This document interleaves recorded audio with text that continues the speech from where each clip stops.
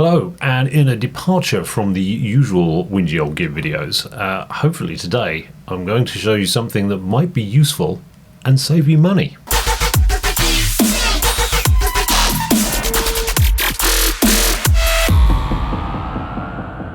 If you live in the UK and you take regular train journeys, then you will be aware of the fact that buying train tickets, or cheap train tickets, is a bit of a minefield. It shouldn't be, but it is.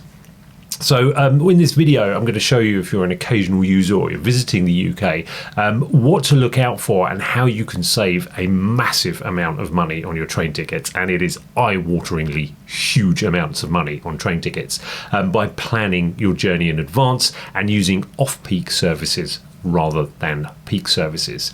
Now, to do this, I've used a couple of journeys for reference. So if we look at the screen, what I've done, I've used as reference a journey which I've recently taken. This is from Eridge station, which is near Crowborough in East Sussex. This is where I live, and we went to visit my daughter in Lincoln. For reference, I've used a similar length journey in the Netherlands to just show you why other systems are a lot better than ours. I don't know how you pronounce these place names. Groningen and Roermond. They'll never let me back in the Netherlands again for many reasons. It's about the same distance, but let's just look at this journey in the Netherlands to start with. I recently did a journey from Amsterdam to Eindhoven in the Netherlands, and I thought it would be cheaper to buy the tickets in advance. Turns out it's not. If you walk up and buy a ticket, or if you book it in advance, it's the same price. Also, very simply, if you want a return journey, it is twice the cost of a single ticket, which seems very sensible to me. So looking at our journey here from Groningen to Roermond, again, apologies to all the Dutch out there. If we put those in as our endpoints, we can see that a train ticket in standard class would be €27.90. And I used the dates of the 10th of March for travelling. So €27.90, you would double that for a return, and then you would double that again because this journey that I'm looking at is for two people. All told, that gives you €109.60, which is give or take about £95.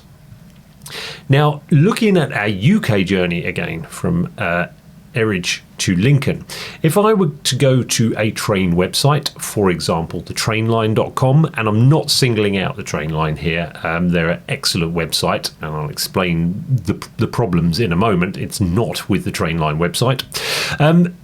An anytime return from London to Lincoln. So if I walked into a station or I use this website, said I just want to return to Lincoln for two people, it would be £407. 407 quid for a journey in standard class. That's appalling.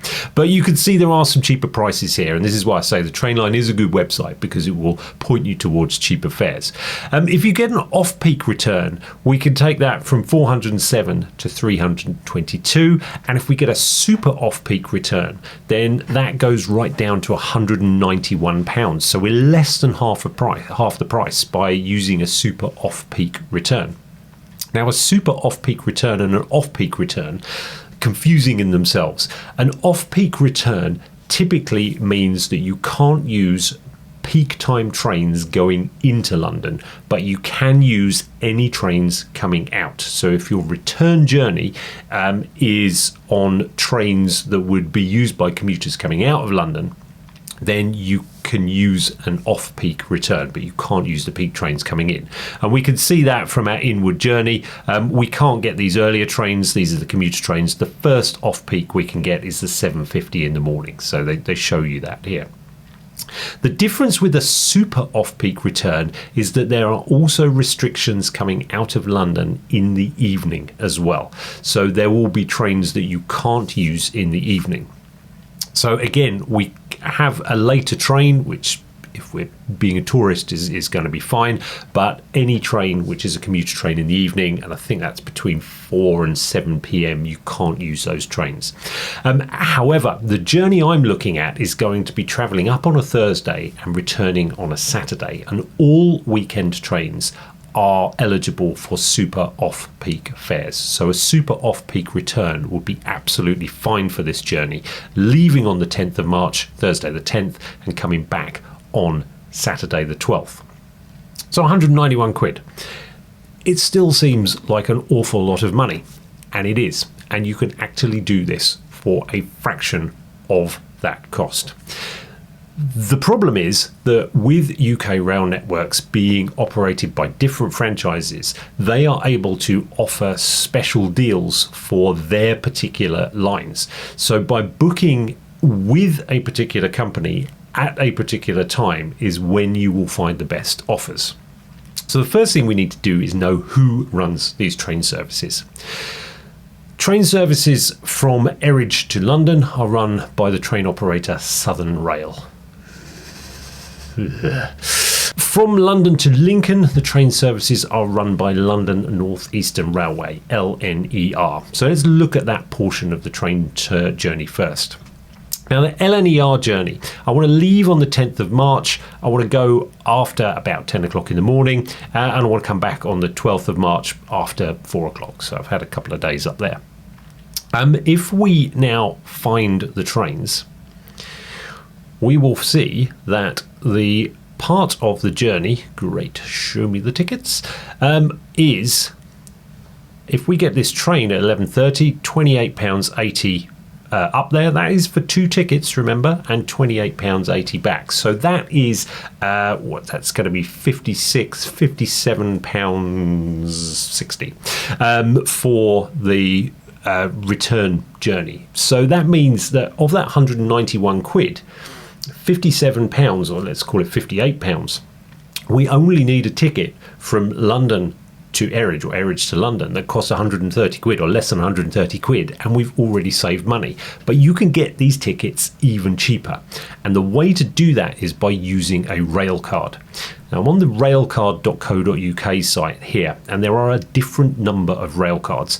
Again, just as confusing as everything else on the UK rail network. For example, there is a 16 to 25 railcard and a 26 to 30 railcard, offering the same benefits. Why not just have a 16 to 30 railcard? I'm sure there's a reason, but it escapes me. Some of these are more obvious, the Veterans Railcard, for example.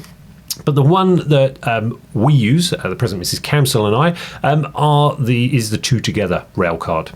You purchase it for £30 and it lasts for a year, and it gives you a third off of your rail fares. Usually those are off-peak rail fares. I'm pretty sure you can't use the Two Together on peak rail fares, but you get a third off, but you have to travel together, which is fine because we do, because we're married and all. So the Two Together railcard costs £30, but you can get it cheaper. If you are a Tesco customer and you collect club card points, then for £10 worth of club card vouchers, you can exchange that for a rail card. You can actually exchange it for a number of different rail cards. You could say that was free because we bought the shopping anyway, but you know, it actually cost us £10 worth of vouchers that we couldn't spend in Tesco's. So it did have a cost attached to it. So once we got our rail card, rambling, stop that. Once we've got our rail card, if we then amend our search here, so we'll edit our journey, and all I'm going to do is add in the rail card. So we've got our Two Together rail card, we've got one of those, find the trains, tickety tick tick tick tick tick. Look at how much those tickets are now. £19 one way, £19 the other way. So we have now got a return from London to Lincoln at £38. Even if you factor in the £10 that we spent on the rail card, that's still cheaper than the £57 we had before. So that's the London to Lincoln part.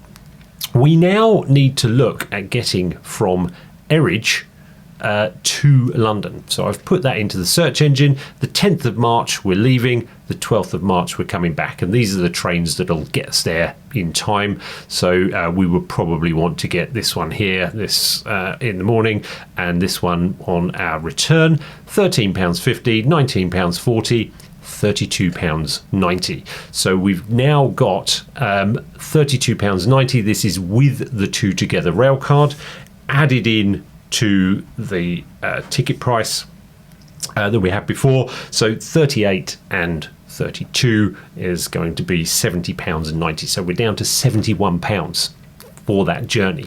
However, we do still need to get across London. To get across London, you can use your contactless card or an Oyster card, and that will be £2.40 for a single journey at any time. So for two of us, that will be 4 single journeys in total. Round about a tenner, it's £9.60 for that journey. So we would then have that on top, so another £10. So we've got £71, £10, £81 in total for the journey. Now, bearing in mind that the cheapest ticket we could get was £191. We have now saved, by planning this in advance, a further £110.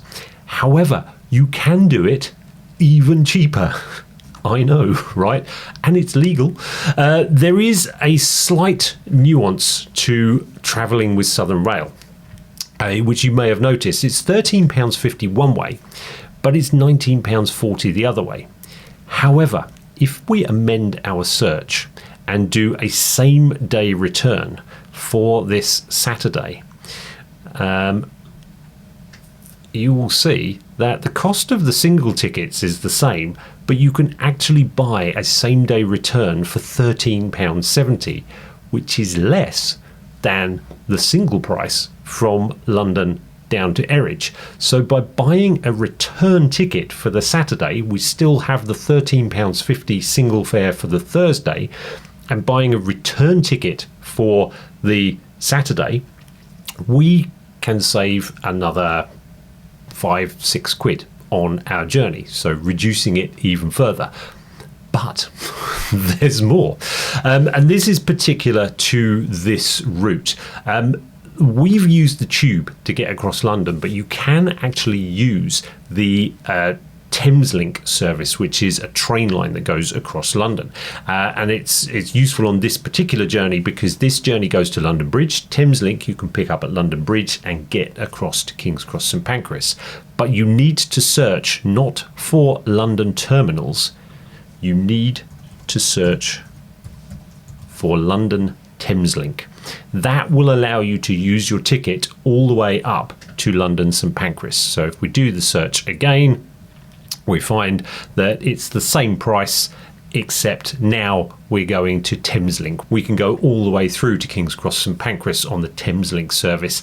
We don't need the tube. So by putting all these things together, I'm not going to include the cost of the two together rail card in this, but if you've got one of those and you bought these tickets planned in advance using these nuances of ticket purchase, then instead of that eye-watering £407, you would actually be looking at a grand total of £65.20 for potentially the same ticket. The £407 one means you can use it on any trains, so there's no restrictions. But if you know what trains you're travelling on, the difference could be between £407 and £65.20. It is ridiculously overcomplicated. It should not be this hard to buy train tickets. In all honesty, I prefer the Dutch way. Yeah, this is how much your ticket is this way. Is the same price the other way? Yes. I should say that although I've used the Trainline as the reference point here, the Trainline website is really good and it's an excellent service. It's just that you need to jump through these hoops. There's nothing wrong with Trainline at all. They do charge you an administration fee, which a lot of the rail company, if you buy your tickets on the rail company websites, do not. But it's about £1.50 as an admin fee. If you are using TfL, Transport for London Services, and you're using contactless, you can either buy an Oyster card in London, and I should probably make a video about how you do that, or you can use a contactless card. Now, the problem with using a contactless card is that all UK cards will work, but only some cards issued by foreign banks work, and you don't really know until you try it. I'm also not 100% sure if you can get a rail card if you don't live in the UK, but even so, by booking in advance, that is where you're going to get your big savings. You have to travel on the trains. You book a ticket for the train you want to travel on to get those big savings, but it is absolutely 100% worth doing. Traveling by train is clearly more environmentally friendly than traveling by car, even though it can be a little bit less convenient, but saving the environment, it's an important thing to be thinking about. Anyway, I hope you found this video useful. Just before I go, one last thing that I would like to say is that I used to, on all my videos, say like, comment and subscribe down below. And I haven't been doing that because, well, firstly, nobody did. Secondly, it's a bit sad for a man of my age to be doing that. However, my daughter Lizzie, she stays focused on this. She went out to a Cockney Knees Up evening the other day. Check this out. My old man said like, comment and subscribe down below. Yeah, he made that up on the spot. Anyway, thanks for watching. I'll catch you soon. Bye for now.